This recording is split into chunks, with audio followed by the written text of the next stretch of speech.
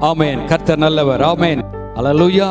எல்லாரும் நாம் சில பாடல்களை பாடி கர்த்தருடைய நாமத்தை மகிமைப்படுத்துவோம். ஆமென். என் நாட்கள் முடியும் வரை, என் ஜீவன் பிரியும் வரை, என் சுவாசம் ஒழியும் வரை உம்மையே ஆராதிப்பே, உம்மையே ஆராதிப்பே, உம்மை ஆராதிப்பே. ஆமென். உம்மை ஆராதிப்பே. Yes Lord. உம்மை ஆராதிப்பே. இயேசுவே உம்மை ஆராதிப்பே. என் நாட்கள் முடியும் வரை, என் ஜீவன் பிரியும் வரை, என் சுவாசம் ஒழியும் வரை உம்மையே ஆராதிப்பே, உம்மையே ஆராதிப்பே, உம்மையே ஆராதிப்பே. எஸ் அம்பிரியமானவர்களே, தாயின் கருவில் உருவாக்கும் முன்னமே அவர் நம்மை பெயர் சொல்லி அழைத்தவர். அல்லேலூயா. அவர்தான் ஆதியும் அந்தவுமானவர். நல்ல உற்சாகமாக எப்போது கர்த்தரை துதித்துக் கொண்டே இருப்போம். சத்துரு கீழே விழுவான். அவர்கள் துதி செய்ய தொடங்கின போது சத்துரு வெட்டுண்டு மடிந்து போனார்கள். ஆமென். தாயின் கருவில் உருவாகும் முன்னே பெயர் சொல்லி அழைத்தவர் நீரே. தாயினும் மேலாக அன்பு வைத்து நீர் எனக்காக ஜீவன் தந்தீரே. பாடுவோம். என் நாட்கள் முடியும் வரை, என் ஜீவன் பிரியும் வரை, என் சுவாசம் ஒழியும் வரை உம்மையே ஆராதிப்பே, உம்மையே ஆராதிப்பே. உம்மை போற்றுவே, உம்மை உயர்த்துவே, உம்மை பாடுவே, உம்மை ஆராதிப்பே, உம்மை போற்றுவே, உயர்த்துவே, உம்மை ஆராதிப்பே. துதிகான மகிமைக்கு பாத்திர இயேசு ராஜா நீரே.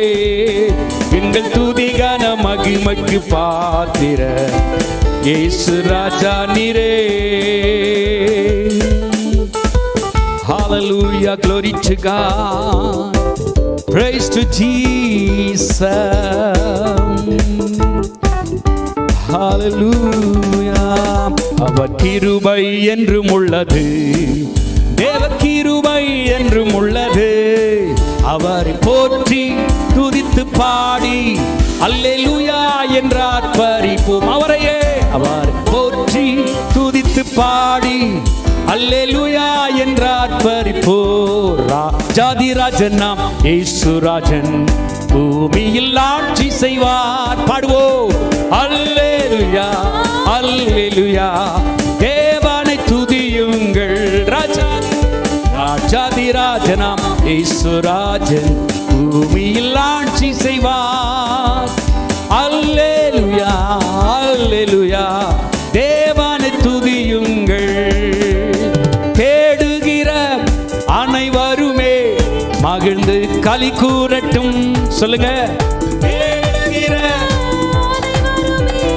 மகிழ்ந்து களி கூறட்டும். என்னோட பாடுகிற யாவருமே பரிசுத்தமாகட்டுமே.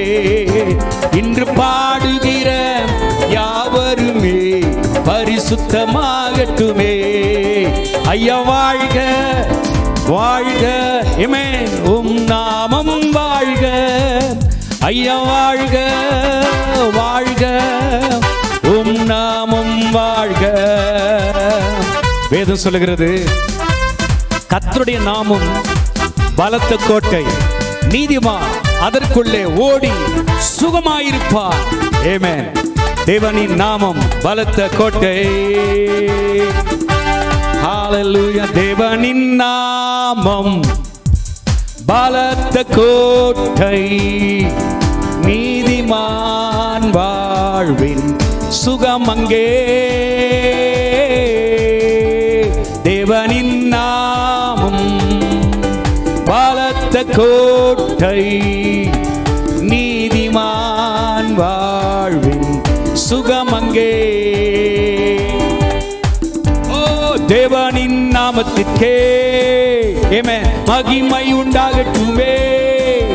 ஓ தேவனின் நாமத்திற்கே உன்னதரே உன்னதரே. தேவனின் நாமம் பலத்த கோட்டை, நீதிமான் வாழ்வின் சுகமங்கே. Blessed be the name of the Lord. Blessed be the name of the Lord. Blessed be the name of the Lord. Most High, Most High. Blessed be the name of the Lord. Blessed be the name of the Lord. Blessed be the name of the Lord Most High. The name of the Lord is a strong tower. The righteous run into it and they are saved. The name of the Lord is a strong tower. The righteous run into it, they are saved. பரிசுத்தர் அவர் நாமம். எல்லாரும் சேர்ந்து உற்சாகமாக கடைசியாக ஒரு சரணத்தை பாடி ஆமென் கர்த்தரை உயர்த்துவோம். ஏன் சொன்னார் அவர் பரிசுத்தர். Yes, you are holy. Glory to God. Holy is the name of the Lord. Amen. Holy is the name of the Lord. Holy is the name of the Lord Most High. Holy is the name of the Lord. Holy is the name of the Lord. Holy is the name of the Lord Most High. Hallelujah. கரங்களை தட்டி கர்த்தருடைய நாமத்தை மகிமைப்படுத்தும். அவருக்கே கனம மகிமை உண்டாவதாக. Yes, glory to Jesus. உமக்கே மகிமை. Yes Lord. God bless you. கர்த்தர் உங்களை ஆசீர்வதிப்பார். ஆமென். Praise the Lord. கர்த்தர் நல்லவர். ஆண்டவராகிய இயேசு கிறிஸ்துவின் இனிய நாமத்தினாலே உங்கள் அனைவருக்கும் ஸ்தோத்திரங்களை வாழ்த்துக்களை தெரிவித்துக் கொள்கிறேன். டிவி நேயர்களுக்கு நீங்கள் தொடர்ந்து உங்களுக்காக நாங்கள் ஜெபித்துக் கொண்டிருக்கிறோம். உங்கள் விண்ணப்பங்கள் நேரடியாக தொடர்பு கொண்டு சிலர் குறிப்புகளை கொடுக்கிறீர்கள். உங்களுக்காக தொடர்ந்து ஜெபிக்கிறோம். தொடர்ந்து விசுவாசமாயிருங்க. கர்த்தர் பெரிய காரியங்களை செய்வார். பரிசுத்த ஆவியானவரே, இந்த நேரத்தில் உங்களுடைய சமூகத்தில் வருகிறோம். ஆவியானவர் எங்கள் மத்தியில் நீர் வெளிப்படுவீராக. உங்களுடைய பிள்ளைகளுடைய வாழ்க்கையில ஆண்டவர் தேவையான வார்த்தைகளை கொடுத்து உயிர்ப்பிக்க முடியாது நாங்கள் ஜெபிக்கிறோம். ஆசீர்வதியும். இயேசு கிறிஸ்துவின் இனிய நாமத்தில் ஜெபிக்கிறோம் நல்ல பிதாவே. ஆமென், ஆமென். இன்றைக்கு எபிரேயர் எழுதின நிருபத்திலிருந்து 12ஆம் அதிகாரம் முதல் வசனத்தை நான் எடுக்க விரும்புகிறேன். ஆவியானவர் என்னோடு கூட உணர்த்தின அந்த வார்த்தைகள் கவனிங்கள். ஆகையால் மேகம் போன்ற இத்தனை திரளான சாட்சிகள் நம்மை சூழ்ந்து கொண்டிருக்க, பாரமான யாவற்றையும் நம்மை சுற்றி நெருங்கி நிற்கிற பாவத்தையும் தள்ளிவிட்டு விசுவாசத்தை துவக்கிறவரும் முடிக்கிறவரும் ஆகிய இயேசுவை நோக்கி நமக்கு நியமித்திருக்கிற ஓட்டத்தில் பொறுமையோடு ஓடக்கிடுவோம். நமக்கு நியமித்திருக்கிற ஓட்டத்தில் பொறுமையோடு ஓடக்கிடுவோம். இந்த வேத வசனத்தில் பார்க்கும்போது பாரமான யாவற்றையும் நம்மை பாரப்படுத்துகிற காரியங்கள் இன்றைக்கு பார்த்தீங்க சொன்னா அநேகர் பாருங்க, பிரச்சனைகள் ஏராளம், போராட்டங்கள், நெருக்கடிகள், வேதனைகள், துக்கங்கள், நம்மை பாரப்படுத்துகிற ஏராளமான காரியங்கள் நம்மை முன்னேற விடாமல் நம்முடைய விசுவாசத்தை கெடுக்கிறதான அநேக சூழ்நிலைகள் இந்த நாட்களில் காணப்படுகிறது. இன்றைக்கு அநேகருடைய வாழ்க்கையில பார்த்தா பிரச்சனைகள், போராட்ட, நெருக்கடிகள், பற்றாக்குறைகள், வியாதிகள், பலவீனங்கள், சோர்வுகள், கடன் பிரச்சனைகள், சத்ருவின் போராட்டங்கள், பிசாசின் தொல்லைகள், பலவிதமான காரியங்கள் ஜனங்களை இன்றைக்கு பாரப்படுத்தி டிப்ரெஸ்க்குள்ள போய் ஜனங்கள் விடுதலை இல்லாமல் இன்றைக்கு காணப்படுகிறார்கள். என் அன்பு தேவ ஜனமே, இந்த நாட்களிலே பல பாரத்தோடு வேதனையோடு கூட இந்த டெலிவிஷனுக்கு முன்னாடி நீங்க நின்று கேட்டுக்கொண்டிருக்கிறீங்களா? கர்த்தருடைய ஆவியானவர் உங்களோடு கூட பேசி கொண்டிருக்கிறார். அல்லேலூயா. மேகம் போன்ற இத்தனை திரளான சாட்சிகள் அப்படின்னு சொன்னால், மேகம் போன்ற இத்தனை திரளான சாட்சிகள் என்று சொல்லும்போது வேதத்தில் வாசிக்கிறோம். நோவாவை குறித்து, ஏனோக்கை குறித்து, ஆபிரகாமை குறித்து, சாராளை குறித்து. இவர்களெல்லாம் விசுவாசத்தில் எப்படி முன்னேறினார்கள், விசுவாசத்தில் எப்படி வளர்ந்தார்கள், விசுவாசத்தில் எப்படி ஜெயித்தார்கள். அப்போஸ்தலனாகிய பவுல் புதிய ஏற்பாட்டிலே பார்க்கும்போது அவன் விசுவாசத்தில் சொல்லுகிறார், நல்ல போராட்டத்தை போராடினேன், ஓட்டத்தை முடித்தேன், விசுவாசத்தை காத்துக்கொண்டேன். பாத்தீங்களா? பரிசுத்தத்தை காத்துக்கொள்ளணும், தேவனோடு இருக்கிற ஐக்கியத்தை காத்துக்கொள்ளணும், ஜெப வாழ்க்கையை காத்துக்கொள்ளணும். அவை எல்லாவற்றிலும் காட்டிலும் பாத்தீங்களா விசுவாசத்தை காத்துக்கொண்டேன். விசுவாசத்தை விட்டு வழி விலகி போக கூடாது. இன்றைக்கு எத்தனை பிரச்சனைகள், போராட்ட நெருக்கடி வந்தாலும் உங்க விசுவாசம் எப்படி இருக்கிறது? யார் மேல நம்பிக்கை இருக்கீங்க? எந்த மனுஷன் நம்பி இருக்கிறீங்க? எந்த கம்பெனியை நம்பி இருக்கிறீங்க? இன்றைக்கு அநேகருடைய வாழ்க்கையில் அதுதான். அவங்கள நம்பணும் ஐயா, இவங்கள நம்பணும் ஐயா. நீங்க யாரா நம்புங்க, முதலாவது கர்த்தர் மேல நம்பிக்கை வைங்க. நான் விசுவாசிக்கிறேன்றங்க, கர்த்தர் மேல விசுவாசம் வைக்கணும், எந்த மனுஷன் மேல இல்ல. விசுவாசம் என்பது என்ன? வேதத்துல வாசிக்கிறோம், நம்பப்படுவனுடைய உறுதியும் காணப்படாதவர்களின் நிச்சயமா இருக்கிறது. பாருங்க, காணப்படாதவர்கள் மேல நாம் நிச்சயம் இருக்கும்போது அது விசுவாசம். அதுதான் ஒரு காணப்படாத ஒன்றின் மேல நீங்க நம்புறீங்க பாருங்க, அதுதான் விசுவாசம். விசுவாசத்தினாலே ராஜ்யங்களை ஜெயித்தார்கள். அப்ப பாருங்க, விசுவாசம் இல்லாமல் தேவனுக்கு பிரியமா இருப்பது கூடாத காரியம் என்று எபிரேயர் 11:6 சொல்லப்படுது. விசுவாசம் இல்லைனாவே நீங்க தேவனுக்கு பிரியமா இல்லைன்னு அர்த்தம். ஐயோ, என் வாழ்க்கையில் இப்படி பிரச்சனை வந்துருச்சு, போராட்டம் வந்துருச்சு. எல்லாருக்கும் தான் உபத்திரம் இருக்கு, போராட்டம் இருக்கு, நெருக்கடி இருக்கு. அவைகள் மத்தியில நீங்க என்ன செய்றீங்க? விசுவாசத்தை அறிக்கை செய்றீங்களா? விசுவாச ஒரு வார்த்தைகள் உங்களுக்குள்ள இருக்கிறதா? எப்ப பார்த்தாலும் அவிசுவாச வார்த்தைகளை சிலர். ஐயா, கொஞ்சம் மாற்றம் வரணும் உங்க வாழ்க்கையில. உங்க வியாதி இருக்கிறதா, பலவீனம் இருக்கிறதா, பற்றாக்குறை இருக்கிறதா, கடன் பிரச்சனையா, பலவிதமான நெருக்கடி, சத்துவின் போராட்டமா? சொல்லணும், உம்மாலே ஒரு சேனைக்குள் பாய்வேன், உம்மாலே ஒரு மதிலை தாண்டுவேன். பிலிப்பியர் 4:13 சொல்லுகிறது, என்னை பலப்படுத்துகிற கிறிஸ்துவினால் எல்லாவற்றையும் செய்ய எனக்கு பலன் உண்டு. சங்கீதத்தில் வாசிக்கிற, கர்த்தர் எனக்காக யாவும் செய்து முடிப்பார். இந்த வாக்குத்தத்தங்கள் மேல விசுவாசம் வைக்க வேண்டும். அநேகருடைய வாழ்க்கையில வார்த்தையை நம்புவதே கிடையாது. அதுதான் வேதம் சொல்லுகிறது, மேகம் போன்ற இத்தனை திரளான சாட்சிகள் நம்ம சூழ்ந்து கொண்டிருக்க, பாரமான யாவற்றையும் உதறி தள்ளி போடணும். மேகம் போன்ற இத்தனை திரளான சாட்சிகள். என்ன சாட்சிகள் பாருங்க? ஆபிரகாமுடைய வாழ்க்கையில நடந்த காரியம் என்ன?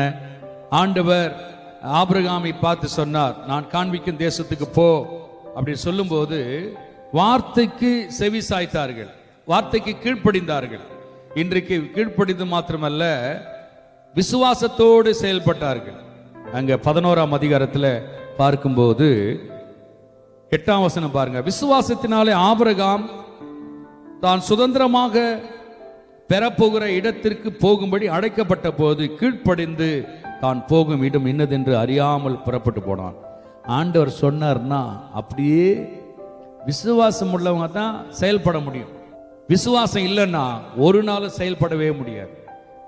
ஆண்டுடைய வார்த்தை நீங்கள் பெற்றுக்கொண்டு விசுவாசத்தோடு கூட செயல்பட வேண்டும். ஏன்னா இந்த விசுவாசன்றது சாதாரண காரியம் இல்லை. நீங்க அதுக்கு முன்னாடி முந்தின வசனம் நோவாவை குறித்து சொல்லும்போது அங்க சொல்லப்படுகிறது, விசுவாசத்தினாலே நோவா தற்காலத்தில் காணாதவளை குறித்து தேவ எச்சரிப்பை பெற்று பயபக்தியுள்ளவனாகி தன் குடும்பத்தை ரட்சிப்பதற்கு பேழையை உண்டு பண்ணினான். அதனாலே அவன் உலகம் ஆக்கினைக்குள்ளான என்று தீர்த்து விசுவாசத்தினில் உண்டாகும் நீதிக்கு சுதந்திரவாளியானான்.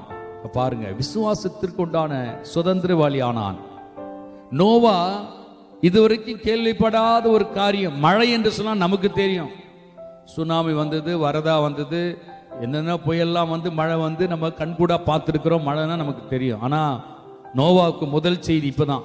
மழைனாவே என்னன்னு தெரியாது, கருப்பா இருக்குமா, சிவப்பா இருக்குமா, புழுவா இருக்குமா, ஒண்ணுமே தெரியாது. ஆனா தேவ எச்சரிப்பின் சத்தத்தை கேட்டு, அதுதான் சொல்லப்படுகிறது, விசுவாசத்தினாலே நோவா தற்காலத்திலே காணாதவளை குறித்து. இன்றைக்கு அநேகருடைய வாழ்க்கையில எனக்கு ஏதாவது நடந்தா தான் ஆண்டவர் மேல நம்பிக்கை வைப்பேன், விசுவாசம் வைப்பேன் அப்படின்னு இருக்க. இல்ல, இல்லாதவளை இருக்கிறதை போல அழைக்கிற தேவன் நம்மோடு இருக்கிறார். எப்படி நோவா ஒரு மழையை குறித்து கண்களினால பார்க்காத ஒன்றை ஆண்டவர் சொல்லும் போது அந்த எச்சரிப்பை பெற்று பேழை செய்ய ஆரம்பித்தான். அந்த பேழையில் அந்த குடும்பம் பாதுகாக்கப்பட்டது. பேழை என்று சொல்லும் போது பாதுகாப்பான ஒரு இடம், சபை என்று சொல்லலாம். தேவனுடைய பாதுகாப்பில் வரும்போது, கர்த்தர் நமக்கு சில காரியங்கள் எச்சரிப்பு கொடுக்கிறார்.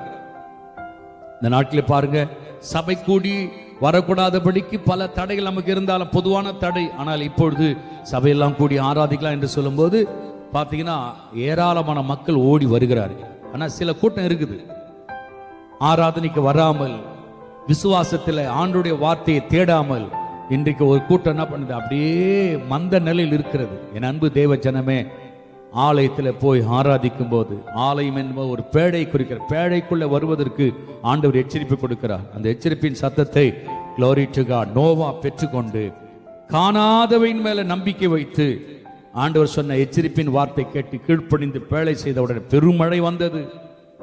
பூமியில் உள்ள எல்லா மலைகளும் மூடிற்று. ஆனால் தேவனுடைய வார்த்தை கீழ்ப்படிந்து விசுவாசத்தோடு அந்த பேழையை உருவாக்கி கட்டின பொழுது அந்த பேழை தண்ணீரில் மிதந்து நோவாவும் அவருடைய குடும்பமும் பாதுகாக்கப்பட்டார்கள். என் அன்பு தேவ ஜனமே, இந்த கடைசி காலத்தில் இந்த நாட்களிலே அநேகருடைய வாழ்க்கையில விசுவாசம் அற்று போகிறது. அநேகருடைய வாழ்க்கையில விசுவாசம் தணிந்து போகிறது. விசுவாசத்தை பார்க்க முடியல. அநேகருடைய வாழ்க்கையில விசுவாசம் தணிந்து போகிறது, விசுவாசம் காணாமல் போகிறது. லூக்கா 18ஆம் அதிகாரத்தில் சொல்லப்படுகிறது பாருங்க. 18ஆம் அதிகாரம் 8ஆம் வசனம், சீக்கிரத்திலே அவர்களுக்கு நியாயம் செய்வார் என்று உங்களுக்கு சொல்லுகிறேன். ஆகிலும் மனுஷகுமாரன் வரும்போது பூமியில விசுவாசத்தை காண்பாரோ? ஏன் அந்த நாட்களில, கடைசி நாட்களில ஆண்டவர் மேல இருக்கிற விசுவாசம் இருக்கிறதா என்று பார்க்கும்போது அநேகருக்குள்ள விசுவாசம் இல்லை. அவிசுவாச அறிக்கை செய்கிறார்கள். தம்மால் தெரிந்து கொள்ளப்பட்ட வசனம் சொல்லுகிறது, தேவன் தம்மை நோக்கி இரவும் பகலும் கூப்பிடுவருடைய தம்மால் தெரிந்து கொள்ளப்பட்டவர்களின் விஷயத்தில் நீடிய பொறுமை உள்ளவர்களாயிருந்து அவர்களுக்கு நியாயம் செய்யாமல் இருப்பாரோ? நியாயம் செய்யாமல் இருப்பாரோ? அப்ப பாருங்க, ஆண்டவர் தம்மால் தெரிந்து கொள்ளப்பட்ட பிள்ளைகளுக்கு ஆண்டவர் நீதியை வழங்குவார். நீங்க ஆண்டவர் மேல விசுவாசம் வைங்க. கண்டவங்க மேல விசுவாசம் நம்பிக்கை வைக்காதீங்க. நான் அவருக்கு பணத்தை கொடுத்துட்டேன், அவர் கண்டிப்பா செய்து முடிப்பார். அது கூட ஏமாந்து போயிடும், ஏமாற்றி விடும். தேவன் ஒருபோதும் ஏமாற்ற மாட்டார். வாக்குத்தத்தம் பண்ணினவர் வாக்குத்தத்தத்தை நிறைவேற்றுகிற தேவனாய் இருக்கிறார். அல்லேலூயா.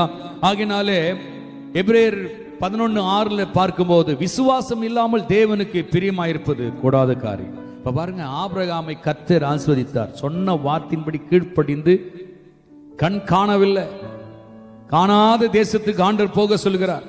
கர்த்தர் சொன்ன வாக்குத்தத்தங்களுக்கு கீழ்ப்படிந்து 12:1 வாசிக்கிற ஆதியாகமத்தில் கர்த்தர் ஆபிரகாமை நோக்கி, நீ உன் தேசத்தையும் உன் இனத்தையும் உன் தகப்பனுடைய வீட்டையும் விட்டு புறப்பட்டு நான் உனக்கு காண்பிக்கும் தேசத்துக்கு போ. நான் உன்னை பெரிய ஜாதியாக்கி உன்னை ஆசீர்வதித்து உன் பேரை பெருமைப்படுத்துவேன், நீ ஆசீர்வாதமா இருப்பாய். இந்த வார்த்தைக்கு கீழ்ப்படலன்னா ஆபிரகாம் ஆசீர்வாதமா இருந்திருப்பாரா? அதுதான் சொல்லப்படுகிற பாருங்க. ஆபிரகாம் விசுவாசிகளின் தகப்பனா இருந்தார். எபிரேயர்ல வாசிக்கிறோம், அங்கே 8ஆம் வசனம் பாருங்க. ஆபிரகாம் தான் சுதந்திரமாய் பெறப்போகிற இடத்திற்கு போகும்படி அழைக்கப்பட்ட போது கீழ்ப்படிந்து தான் போகும் இடம் இன்னதென்று அறியாமல் புறப்பட்டு போனான். விசுவாசத்தினால, இந்த வசனம் ஆரம்பிக்கும் போதே விசுவாசத்தினாலே. பிரதர் சிஸ்டர், நீங்க 1008 கேள்வி கேட்க கூடாது. ஆண்டவருடைய சமூகத்தில் ஆண்டவர் மேல நம்பிக்கை வைக்கணும், விசுவாசம் வைக்கணும், ஞானஸ்தானம் எடுக்கணும், அபிஷேகம் பெறணும். ஏன் ஞானஸ்தானம் எடுக்கணுமா, அபிஷேகம் பெறணுமா, சபைக்கு வரணுமா? சபை கூடி வந்தால் தான். இந்த 1008 கேள்வி கேட்கிறவங்களுக்கு ஆண்டவர் ஒரு நாளும் பதில் கிடைக்கவே கிடைக்காது. சொன்னா அப்படியே செய்யணும், கீழ்ப்படியணும். இன்னைக்கு பாருங்க, நிறைய பேருக்கு என்னன்னா, ஆசீர்வாதம் வரட்டும், அதுக்கப்புறம் நான் ஆண்டவரை நம்புறேன், ஆசீர்வாதம் என் கண்ணுக்கு முன்னாடி வரட்டும், நான் தேவனை விசுவாசிக்கிறேன். ஆபிரகாம் அப்படி சொல்லல. விசுவாசத்தினாலே ஆபிரகாம் தான் சுதந்திரமாய் பெறப்போகிற இடத்திற்கு போகும்படி அழைக்கப்பட்ட போது கீழ்ப்படிந்து தான் போகும் இடம் இன்னதென்று அறியாமல் புறப்பட்டு போனான். அதுதான் விசுவாசம். அறியாமல் புறப்பட்டு போனான். அது மாத்திரமல்ல, உன் பேரை பெருமைப்படுத்தும் சொல்றாரு. 17ஆம் அதிகாரத்தில் நீங்க பார்த்தீங்கன்னா 5ஆம் வசனம் சொல்லப்படுகிறது, இனி உன் பேர் ஆபிரகாம் எனப்படாமல் நான் உன்னை திரளான ஜாதிகளுக்கு தகப்பனாக ஏற்படுத்தினபடியால் உன் பேர் ஆபிரகாம் எனப்படும். ஒரு பிள்ளை கூட இல்லைங்க, ஆனா உன்னை பெரிய ஜாதி ஆக்குவேன்றார். 75 வயதுல வயதாகிடுச்சு, வயதான நேரத்தில் வாக்குத்தத்தம் வருது. இது எப்படி விசுவாசிக்க முடியும்? இது எப்படி நம்ப முடியும்? நாமும் இந்த உலகத்தில் தானே வாழறோம், ஆபிரகாம் இந்த உலகத்தில் தானே வாழ்ந்தாரு. இந்த வார்த்தை வரும்போது நம்பக்கூடிய சாத்தியம் ஒன்றுமே இல்லை, சாத்தியக்கூறு ஒன்றுமே இல்லை. ஆனா ஆபிரகாமுக்குள்ளே வாக்குத்தத்தம் பண்ணினவர் உண்மை உள்ளவர் என்று எண்ணி, அல்லேலூயா, உன்னை மிகவும் அதிகமாக பலுக பெண்ணி உன்னிலே ஜாதிகளை உண்டாக்குவேன், உன்னிடத்திலிருந்து ராஜாக்கள் தோன்றுவார்கள். எப்படி ஆசீர்வாதம் பாருங்க. ஒண்ணுமே இல்லாத நேரத்தில் வார்த்தைகள் வரும்போது இந்த வார்த்தையை நீங்கள் விசுவாசிக்கணும். ஆபிரகாம் விசுவாசிகளின் தகப்பன். அதுதான் சொல்ல, விசுவாசத்தினாலே ஆபிரகாம். உங்க வாழ்க்கையில எதுக்கு எடுத்தாலும் சந்தேகப்படக்கூடாது. என் பிசினஸ் எங்க ஆசீர்வாதமா இருக்க போதா, எங்களுக்கு இப்படி எதிரிகள் வந்துட்டாங்க, போராட்டம் இருக்குது, பிரச்சனை இருக்குது, இதையே பார்த்துக்கிட்டு இருக்காதீங்க. இல்லாதவர்கள் இருக்கிறது போல அழைக்கிற தேவன் நம்மோடு இருக்கிறார். ஆபிரகாமை கர்த்தர் ஆஸ்வதித்தார். அது பாருங்க, சில நேரத்தில் விசுவாச சோதனையும் வரும், பரீட்சை பார்க்கப்படும். ஆண்டவர் நம்மளை ஆசீர்வதிச்சு நெக்ஸ்ட் லெவல்ல உயர்த்தி கொண்டே இருப்பார்.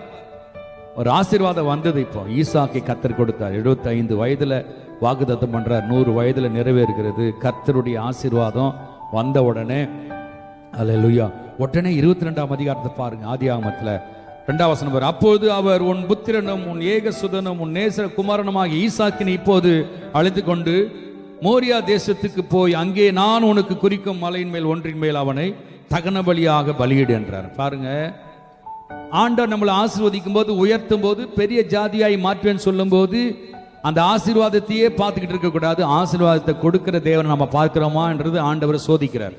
இங்கதான் ஃபெய்த் டெஸ்ட் நடக்கிறது. ஒருவேளை ஆண்டவர் மேல விசுவாசம் இல்லாதவங்க என்ன பண்ணிருப்பாங்க, ஆண்டவரே இத்தனை வருஷமா குழந்தை இல்லாம எனக்கு குழந்தை கொடுத்தீங்க, ஆண்டவரே இந்த குழந்தை மறுபடியும் பலி செலுத்த சொல்றீங்க, இது என்ன நியாயமா என்று சொல்லி பலரிடத்துல போய் நியாயத்தை கேட்கலாம், ஆலோசனை கேட்கலாம். ஆனா ஆபிரகாம் அதெல்லாம் கேட்கல. அப்படின்னு சொன்னா கர்த்தர் மேல அனாதி விசுவாசம், இதுதான் உண்மையான விசுவாசம். அங்கே ஆபிரகாம் அதிகாலையில் எழுந்து தன் கழுதையின் மேல் சேனம் கட்டி தன் வேலைக்காரர்கள் 2 பேரையும் தன் குமாரர் ஈசாக்கையும் கூட்டிக் கொண்டு தகன பலிக்கு கட்டைகளையும் பிளந்து கொண்டு தேவன் தனக்கு குறித்த இடத்திற்கு புறப்பட்டு போனான். 3ஆம் நாளில் ஆபிரகாம் தன் கண்களை ஏறெடுத்து பார்த்து தூரத்திலே அந்த இடத்தை கண்டான். அப்பொழுது ஆபிரகாம் தன் வேலைக்காரரை நோக்கி, நீங்கள் கழுதையும் நிறுத்தி இங்கே காத்திருங்கள், நானும் பிள்ளையாண்டானும் அவிடம் மட்டும் போய் தொழுது கொண்டு உங்களிடத்தில் திரும்பி வருவோம் என்றார். ஐயா, ஆபிரகாம் பலி செலுத்த ஈசாக்கு தன்னுடைய மகனை கொண்டு போகும்போது வேலைக்காரத்தில் என்ன சொல்லியிருக்கணும், நான் போய் என் பிள்ளைய பலி செலுத்திட்டு தொழுது கொண்டு வருவேன் தான் சொல்லியிருக்கணும். ஆனா வருவோம் என்று விசுவாசத்தில் அறிக்கை செய்கிறான். இதுதான் கடைசி அந்த மைனூட்டா இருக்கணும் ஃபெய்த். கொஞ்சம் கூட பெசகல, விசுவாசத்துல உறுதியா இருக்கிறார் ஆபிரகாம். ஆனா தேவன் செய்ய சொன்ன காரியங்களை கரெக்டா செய்துட்டு இருக்கிறார். என்னது, பலி செலுத்தினா பலி செலுத்த கொண்டு போனான். இப்ப பாருங்க, ஈசாக்கு கேட்கிறான் ஆபிரகாமை நோக்கி, தகப்பனே. அதுக்கு அவன், மகனே சொல்லும். அப்பொழுது அங்கே சொல்லப்படுகிறது, இதோ நெருப்பும் கட்டையும் இருக்கிறது, தகன பலிக்காக ஆட்டுக்குட்டி எங்கே என்றான். அதற்கு ஆபிரகாம், என் மகனே, தேவன் நமக்கு தகன பலிக்கான ஆட்டுக்குட்டியை பார்த்து கொள்வார், கர்த்தர் பார்த்து கொள்வார். பாருங்க, சில நேரங்களிலே ஆண்டவருக்காக நீங்க தியாகம் பண்றீங்க பாத்தீங்களா, சாக்ரிஃபைஸ் பண்றீங்க பாத்தீங்களா. ஒருவேளை உங்க பிசினஸை விட்டுட்டு, உங்க வேலையை விட்டு, பல காரியங்களை விட்டு உபவாசத்தை ஜெபிக்கிறீங்களா, சபைக்கு வரீங்களா, ஆராதனைக்கு வரீங்களா, ஜெபத்திற்கு நேரத்தை செலவிடுறீங்களா, அல்லது ஏதோ ஒரு விதத்துல கர்த்தருக்கு நீங்க பலி செலுத்த ஆயத்தமாயிட்டீங்களா, ஒன்றை இழக்க மாட்டீங்க, நிச்சயம் பெற்றுக்கொள்வீர்கள். அந்த இடத்துல யெகோவா ஈரே என்று ஆபிரகாம் ஈசாக்கு வாக்குத்தத்தத்தை, கர்த்தருடைய வார்த்தையை அறிக்கை செய்யறார். யெகோவா ஈரே அப்படி சொன்னால் வேதம் சொல்கிறது, ஆபிரகாம் அந்த இடத்திற்கு யெகோவா ஈரே என்று பெயரிட்டான். அதனாலே கர்த்தருடைய பர்வதத்திலே பார்த்து கொள்ளப்படும் என்று இந்நாள் வரைக்கும் சொல்லப்பட்டு வருகிறது. அப்ப பாருங்க, கர்த்தர் பார்த்து கொள்வார். உங்க பிரச்சனையை கர்த்தர் பார்த்து கொள்வார். விசுவாசம் விசுவாசம் பேசுவோம், ஆனா விசுவாசத்துல செயல்படுறது கிடையாது. என் அன்பு தேவ ஜனமே, நடந்த உண்மை சொல்றேன், நடந்த உண்மை ஆபிரகாமுக்கு நடந்ததை சொல்றேன். தன்னுடைய ஈசாக்கை, தன்னுடைய மகனை பலி செலுத்த சாக்ரிஃபைஸ் பண்ணும்போது, பலி செலுத்த வந்த பொழுது ஈசாக்கு இழக்கல. ஈசாக்கோடு கூட ஆண்டவரை ஆராதிச்சு அங்க பலிக்கான ஆட்டையும் கர்த்தர் கொடுத்து பலி செலுத்தும்படி கர்த்தர் உதவி. இன்றைக்கு அநேகருடைய வாழ்க்கையில விசுவாசம் தனிந்து போகிறது. இயேசுவை நோக்கி ஓடுங்க. விசுவாசத்தை துவங்குறவர் முடிக்கிறவருமாகிய இயேசுவை நோக்கி ஓடுங்கள். ஏன் சொன்னால் இன்றைக்கு பாரம் நம்மளை அடித்து கொண்டிருக்கிறது. பாவம் நம்மை விசுவாசத்திற்கு விலக செய்கிறது. அதுதான் எபிரேயர் 12:1 வாசிக்கிறோம். மேகம் போன்ற இத்தனை திரளான சாட்சிகள் நம்மை சூழ்ந்து கொண்டிருக்க, பாரமான யாவற்றையும் நம்மை சுற்றி நெருங்கி நிற்கிற பாவத்தை தள்ளிவிட்டு விசுவாசத்தை தூங்குறவரும் முடிக்கிறவருமாகிய இயேசுவை நோக்கி நமக்கு நியமித்திருக்கிற ஓட்டத்தில் பொறுமையோட ஓட கடுவோம். கண்களை மூடி நாம் ஜெபம் பண்ணுவோம். நல்ல தகப்பனே, விசுவாசம் இல்லாமல் ஒரு நாளும் தேவனுக்கு பிரியமாய் இருப்பது கூடாத காரியம் என்று வேதம் சொல்லுகிறது.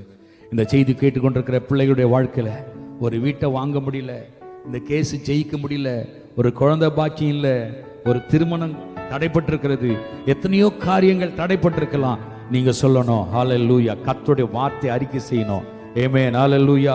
107 சங்கீதம் 20 சொல்லுகிறது, அவர் தன்னுடைய வசனத்தை அனுப்பி குணப்படுத்துகிறார். ஏசாயா 53:5 சொல்லு, நான் தழும்புகளாலே சுகமானேன். ஹல்லேலூயா. அறிக்கை செய்யணும், அறிக்கை செய்யணும். விசுவாசிக்கிறேன் சொல்லாம விசுவாசத்திலே செயல்படும் போது, ஆபிரகாம் விசுவாசது மாத்திரமல்ல, கீழ்ப்படுகிறது, அதை செயல்படுகிறது, கீழ்ப்படுகிறது, கர்த்தருடைய வார்த்தைக்கு பயந்து நடப்பது. அப்படி செய்யும் போது கர்த்தர் உங்களை உயர்த்துவார். விசுவாசத்தினால ராஜ்யங்களை ஜெயித்தார் என்று சொல்லப்படுது. நம்முடைய பிள்ளைகளுடைய வாழ்க்கையில ஜெயத்தை கட்டணிவீராக. ஆண்டவரே, தோல்வி அல்ல, நீர் எங்களுக்கு ஜெயத்தை தருகிற தேவன், ஜெயம் கொடுக்கிற தேவனுக்கு ஸ்தோத்திரம். இந்த நாளிலே விசுவாசம் உங்களுடைய பிள்ளையுடைய வாழ்க்கையில கட்டி எழுப்பப்படுவதாக. ஒரு விசுவாசம் உங்களை உந்தி தள்ளுகிறது. விசுவாசம் என்பது ஒன்றை சிருஷ்டிக்கும். ஒருவேளை உங்க உறுப்புகளிலே பாதிக்கப்பட்டிருக்கிறதா சரீரத்தில், அவர் புதிதாக உருவாக்க முடியும். Is a creator. அவர் புதிதாக உருவாக்கி உங்களுக்கு அற்புதம் செய்ய முடியும். க்ளோரி. எத்தனையோ அற்புதங்களை நம்ம கேள்விப்படுகிறோம். செத்த சரீரத்தை ஆண்டவருடைய வார்த்தையின் மூலமாக உருவாக்கி உயிர் பெற்றிருக்கிறது. செவிடர்களை கர்த்தர் பார்வடை செய்தார், அல்லது கேட்க செய்தார். குருடர்களை பார்வடை செய்தார், முடவர்களை நடக்க வைத்தார்.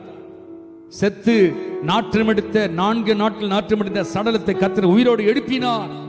விசுவாசிக்க கூடுமானால் நீங்கள் தேவனுடைய மகிமை காண்பீர்கள். உங்களுடைய பிள்ளைகளுடைய வாழ்க்கையில விசுவாசத்தை கட்டி எழுப்புவீராக. ஆசீர்வதி. உங்களுடைய கிருபையை கரத்தில் அர்ப்பணிக்கிறோம். இயேசு கிறிஸ்துவின் இனிய நாமத்தில் ஜெபிக்கிறோம் நல்ல பிதாவே. ஆமென், ஆமென். விசுவாசத்தில் வளருங்கள். விசுவாசத்தை துவக்குகிறோம் முடிக்கிறோமாக இயேசுவை மாத்திரம் நோக்கி ஓடுங்கள். நிச்சயமாக நீங்கள் ஜெயம் பெறுவீர்கள். God bless you. கர்த்தர் ஆசீர்வதிப்பார். எங்கள் மூலமாக, எங்களுடைய சபையின் மூலமாக சங்கீதத்திலிருந்து மாத்திரம் 1000 ஸ்தோத்திர பலிகளை நாங்கள் எழுதி வெளியிட்டிருக்கிறோம். எங்களுடைய விலாசத்தை தொடர்பு கொண்டு அந்த சங்கீத ஸ்தோத்திர பலி 150 சங்கீதத்திலிருந்து 1000 ஸ்தோத்திர பலிகை இதுவரைக்கும் யாரும் அதை அப்படி செய்யல. ஸ்தோத்திர பலி புத்தகங்கள் ஏராளமாக வந்திருக்கிறது. ஆனால் வெறும் சங்கீதத்திலிருந்தே நாங்கள் வெளியிட்டிருக்கிறோம். அதை நீங்கள் எங்களுடைய விலாசத்தை தொடர்பு கொண்டு வாங்கிக் கொள்ளலாம். God bless you. கர்த்தர் ஆசீர்வதிப்பார். எனக்கா யாவையும் செய்து முடிப்பார், சொன்னதை செய்யும் வரை அவர் என்னை விடுவதில்லை.